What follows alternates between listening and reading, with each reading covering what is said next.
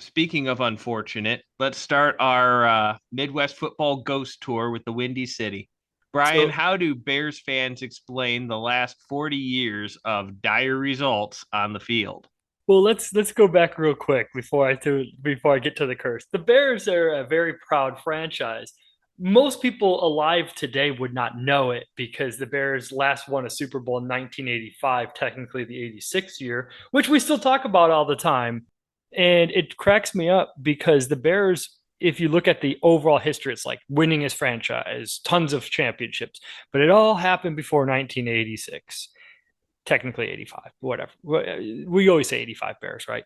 Um, and around that time, the Bears had a short-lived cheerleading squad called the Honey Bears. Most people in Chicago will say that the Bears have not won the Super Bowl since they got rid of the Honey Bears. And they got rid of them. It was around when George Hallis, Papa Bear, passed away and passed the team off to current owner matriarch Virginia McCaskey, his daughter. She decided she did not want to keep the cheerleading squad because it was quote unquote, misogynist. But most people in Chicago just believe that the McCaskey family is just really cheap and just didn't want to pay extra overhead for something like that when they knew the fans would come anyways. So technically, the Honey Bears were dissolved in January 26th of 1986, which I forget when exactly the 85 Bears Super Bowl was, but that was probably days afterwards, to be honest, because that was, early Oof. 86. And so what was interesting about it is here's the claim for the curse of the Honey Bears. The Bears, as of now, have gone 5-11 in the postseason since this curse, and 31% winning percentage. During the squad's tenure, they were 4-3 with a Super Bowl, 500 winning percentage.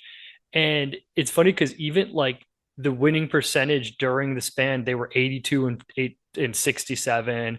And then the 8 years before they created it, they were winning 30% of their team. So a lot of people might attribute Mike Ditka to turning around the Bears, but a lot of people think it was the Honey Bears. They turned them into a good team and then they got rid of them and they never won the Super Bowl since. And they've been coasting on the laurels.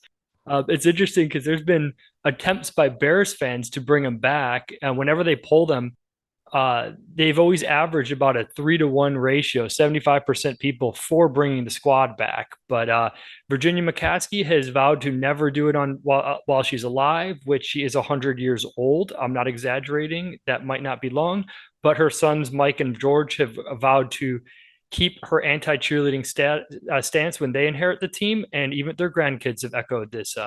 Her grandkids have echoed this sentiment. So Bears fans, don't get excited if Virginia passes away that we might see some Honey Bear revival. I don't think that's going to happen unless the Suns decide to sell the team. But hey, the one thing we will always remember about Mike McCaskey was the moment his own mom fired him from the vice president job, which was a great day in Chicago sports history.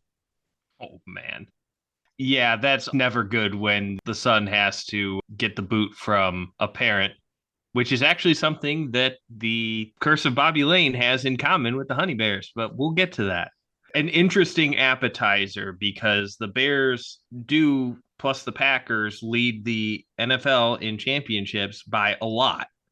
Like the Bears and Packers combined, I think have more NFL championships than like all of the top 10 non-Midwestern teams combined. Mm-hmm. So I'm excluding the Steelers, but the Niners, the Patriots, all of them, the Yeah. Giants.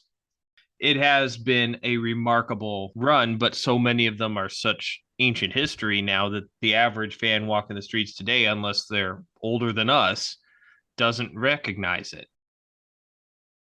This is Joe Smith from the Midwest Football Podcast. Please remember to like, subscribe, and leave a comment. It all helps us grow our show. Look for our full show too, anywhere you find podcasts. Links below.